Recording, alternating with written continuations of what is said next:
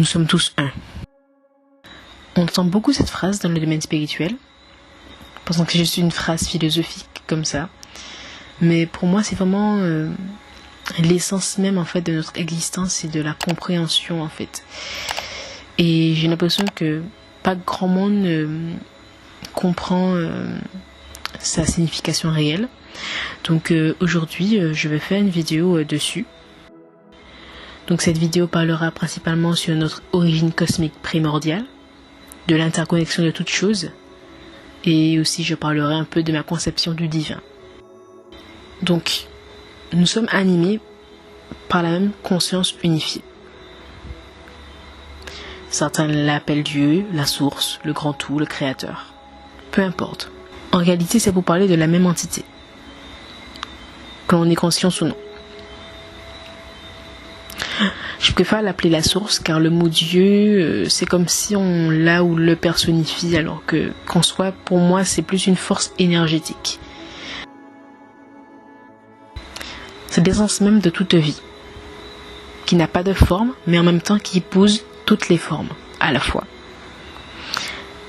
intégrant le tout sans dualité. Nous sommes tous et toutes cette source divisée en plusieurs fractales, toujours connectée à cette source unifiée. En fait, la source fait l'expérience d'elle-même à travers différentes perspectives, avatars ou corps. Tous étant justes et à son image. Son essence est en toute chose, que ce soit de la plus petite cellule, à une plante, à une galaxie ou un univers. Car l'un n'existerait pas sans l'autre. Chaque être a sa place dans ce monde, peu importe son règne. En réalité, toutes ces formes, tous ces avatars sont juste une projection holographique de l'univers. Car si on supprime la forme matérielle, il n'y a que l'essence qui reste. Pour que cette essence puisse prendre place dans la matière, elle arrive sous forme de géométrie sacrée. Je ne rentrerai pas en détail sur ce sujet, mais ça montre déjà bien l'interconnexion des choses.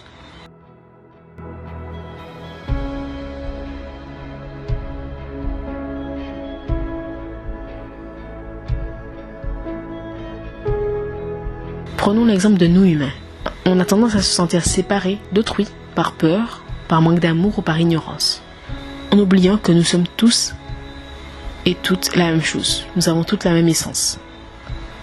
Tous sans exception. En réalité, nous nous sentons séparés car nous n'avons pas vu ce que la personne a et ce que l'on a en nous et ce que l'on est. Nous avons tous un cœur et c'est lui le fil conducteur. J'y viendrai un peu plus tard dans la vidéo. Nous avons été coupés de notre intérieur très tôt et on a commencé à cultiver que l'aspect extérieur. Et c'est maintenant très dur de discerner l'authentique du faux. Mais malgré cela, il y a quelque chose qui reste intact. C'est l'essence en elle-même. Pour y accéder, il faut se recentrer et cultiver notre amour, notre intérieur. Chacun a sa juste place et son rôle à jouer. Et il ne faut pas oublier que chaque personne a choisi d'expérimenter quelque chose de spécial ici. Et c'est juste car c'est le reflet de la source. On a tendance à juger car ils ne sont pas comme nous, on ne pense pas comme nous, mais au final, on ne sait pas ce que la personne a choisi d'expérimenter ici. Et aussi absurde que cela puisse être pour notre ego à nous, chaque personne a fait un choix, que l'on catégorise comme bon ou mauvais, tout est une question de libre arbitre. Et c'est une question aussi de point de vue et de niveau de conscience. Et puis même les personnes qui ont choisi d'être du côté de l'ombre, par exemple, sont eux-mêmes toujours connectés à cette même source, car il n'y a rien qui existe qui ne fait pas partie de cette conscience unifiée. Ils ont juste fait le choix d'expérimenter l'inverse et la non-reconnaissance de cette connexion divine. Et c'est tout à fait correct. Dans tous les cas, tout est expérience, et même si ils ne le reconnaissent pas, encore, ça ne veut pas dire qu'ils ne sont pas connectés à la source. Car tout simplement, cette personne ne serait pas vivante. On a tendance à faire des scissions entre le divin et la source. Et nous-mêmes.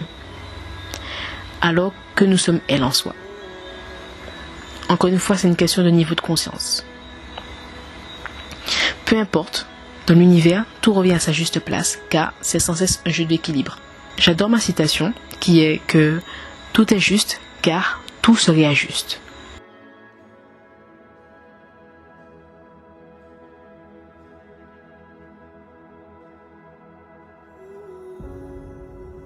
Pour faire plus simple, on peut imaginer cette source comme une immense banque de données ou une bibliothèque où chaque expérience, chaque histoire sont là pour enrichir son existence. Et toutes ces choses sont au même niveau. C'est juste que l'un raconte une histoire différente que l'autre, une autre histoire. Il y a plusieurs versions et toutes sont valides. Il ne faut pas oublier qu'il n'y a pas de séparation entre la source et nous, ou entre toi et moi, par exemple. Car pour moi, le sens de notre existence est que nous devions expérimenter cette sensation de séparation pour justement entamer tout un chemin initiatique de reconnexion au tout. Car imaginez si nous étions encore tous fusionnés en un à la source. Comment pourrions-nous le remarquer? Il faut un contraste. Encore là, c'est une facilité de langage. Mais ce que je dis, c'est au-delà des mots. Donc j'essaie de transcrire au mieux mes pensées, mes questionnements. Donc, il a fallu que nous, entre guillemets, nous nous divisions pour expérimenter et exprimer toute cette diversité. Donc chaque personne, chaque être, peu importe son apparence à l'extérieur, et aussi petit soit-il, est un reflet parfait et exact de la source, comme nous tous. Nous sommes tous la source. Il n'y a rien qui est illégitime d'exister. C'est seulement la conscience et la conception humaine qui a tendance à mettre les cases ou à rejeter à cause de la différence et de la peur. Au final, la réalité est que chacun est la vérité elle-même, car on ne peut pas ne pas être. Car l'essence qui nous anime est justement inébranlable, permanente et irréfutable. Et nous sommes l'évolution elle-même. Nous sommes éternels et multidimensionnels. Peu importe ce que nous exprimons, est un reflet parfait de Dieu ou la source. Et ce à tout moment s'exprimant dans l'éternité. C'est l'expression de l'être, de l'absolu. Nous avons tous et toutes des particularités, mais au final, c'est toujours un jeu de miroir. Car nous nous complétons et nous nous apprenons l'un l'autre. Et c'est finalement ce qui nous rapproche le plus. Donc peu importe notre couleur de peau, notre âge, notre religion, et tout ce qui fait notre identité matérielle sur Terre, nous sommes tous animés par la même conscience. C'est ça la loi de l'unité.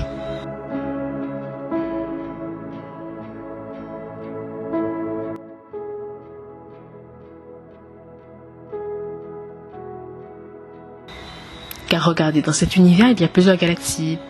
Et dans cette galaxie, il y a plusieurs milliards de planètes. Ainsi de suite, jusqu'à arriver à la petite cellule. Au final, nous sommes tous quelque chose de plus grand ou de plus petit. Car tout est un cycle et une boucle.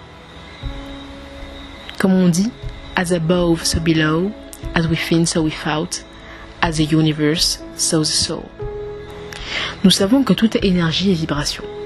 Et que rien ne se crée ou ne se perd. Tout se transforme. Et c'est juste un transfert d'énergie à une autre. Plus ou moins dense. Et ce que l'on peut appeler commencement a toujours été là, mais sous une autre forme. Et ce que l'on appelle Big Bang, bien qu'il soit mal interprété par la science aujourd'hui, a une part de vérité selon moi. Pour moi, c'est juste une manifestation de la conscience unifiée, ou singularité, qui s'expanse.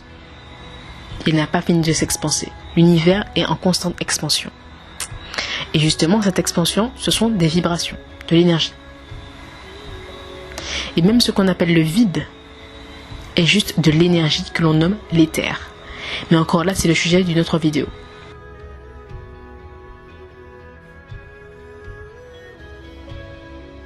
Mais comment quelque chose de si complexe, de si juste qu'est l'univers et ce qui y habite puisse se manifester depuis le néant.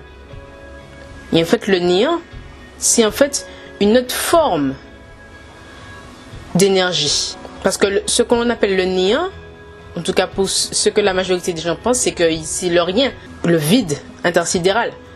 Mais en fait, le néant, c'est la chose qu'on ne peut pas encore capter avec notre conscience. Mais ça ne veut pas dire que ce n'est rien.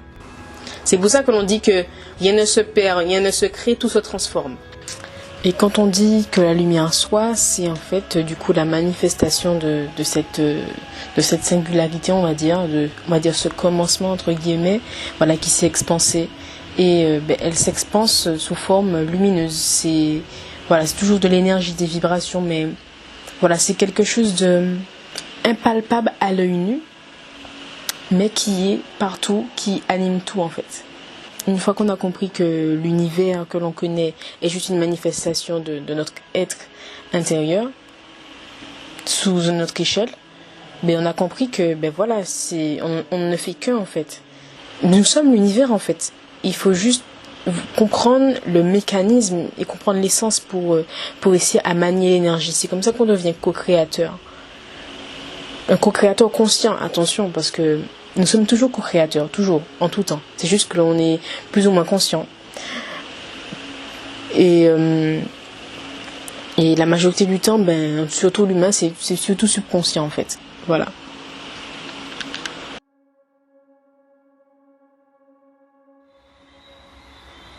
J'ai amorcé ce point dans ma vidéo sur l'intraterre, mais il ne faut pas oublier que chaque entité dans l'univers est consciente. Oui, chaque objet céleste est conscient. Et le cœur, centré en un point précis, que l'on peut appeler singularité ou noyau, en émane de l'énergie. Regardez, chaque galaxie a un cœur lumineux que l'on peut appeler grand soleil central. Chaque système stellaire, chaque univers, chaque atome a un vortex centré en un point. C'est juste l'échelle qui change. Et toutes ces entités vivantes, dotées d'un cœur central, dont nous-mêmes, émanent un champ électromagnétique sous forme d'un toroïde. C'est de cette manière que l'énergie s'expanse. Rien d'aléatoire ou bizarre dans l'univers. Il suffit de comprendre son essence. Donc quand on a compris cela, on a une expansion énorme en fait de conscience, puisqu'on intègre le fait que tout est relié, et que si tout est relié justement, c'est donc un reflet de nous-mêmes. Donc je n'ai donc aucune raison de faire du mal à autrui, car je me fais du mal à moi-même dans ce cas. Si je ne suis pas pollué à l'intérieur, je n'ai pas pollué la terre-mère. Tout commence à l'intérieur afin de se matérialiser à l'extérieur. Tout est un jeu de miroir. Et ça va beaucoup plus loin, jusqu'à comprendre que l'on n'est pas les seuls dans l'univers, qu'il y a d'autres êtres ailleurs, et malgré leurs différentes origines, coutumes ou apparences, ils ne sont pas moins réels, moins légitimes ou moins que nous. Et voilà, on monte petit à petit un palier, ou ce qu'on peut appeler dimension. Chaque niveau de conscience reflétant notre niveau d'amour, notre niveau d'intégration par rapport aux autres parts de nous-mêmes. Donc fractal. Donc voilà, jusqu'à se rapprocher de plus en plus de la source originelle. Vous pouvez aller voir ma première vidéo sur les différentes dimensions pour comprendre mieux ce que je dis. Donc voilà, je vais encore me répéter, mais c'est parce que rien n'existe que nous existons. Nous, humains, nous comportons du minéral et du végétal en nous. Nous sommes tous interconnectés et interdépendants. Et c'est pareil pour quelque chose de plus grand, tel qu'une planète, une galaxie, etc. On ne peut pas séparer la création du créateur ou de l'observateur de l'observé, car l'un n'existerait pas sans l'autre. Nous sommes donc tous co-créateurs, et malgré ce que l'on nous a toujours dit, nous avons le pouvoir de changer le monde et les choses, en changeant nous-mêmes d'abord.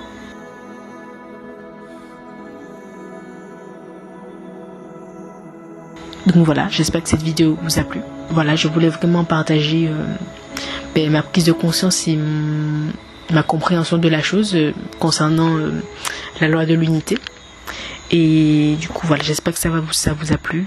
Donc n'hésitez pas à laisser un petit j'aime, à commenter, parce que j'ai bien envie d'avoir vos avis. Et puis voilà. Et puis si vous sentez, vous pouvez aussi partager la vidéo. Ça me ferait plaisir. Voilà. Au revoir.